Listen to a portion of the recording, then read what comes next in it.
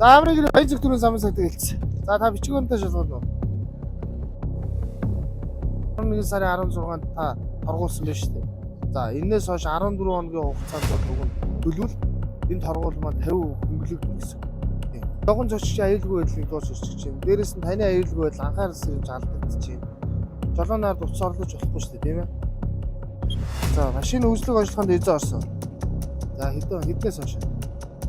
Тэр 2019 оны 1 сар 18-наас хойш. Яг тийм. 6 дугаар.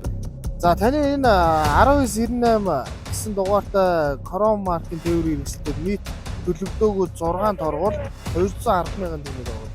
За танд эрхгүй албан тушаалд оногдуулсан торгуулийг хууль заасан хугацаанд төлөөгүй олон удаагийн торгуултай байгаа учраас таны гаргасан зөрчилдөр зөрчлийн тухай хуулийн 3.8 дугаар зүйлийн 4 хэсэг заасан дагуу тээврээс жолоодох эрхийг 1 жилийн хугацаанд хасах нэмэгдэл шийдэглийг оногдуулж байна. За ойлгодлоо би гаргасан зөрчилтэй хоншилтлаа дахиж юм зөрчил авах.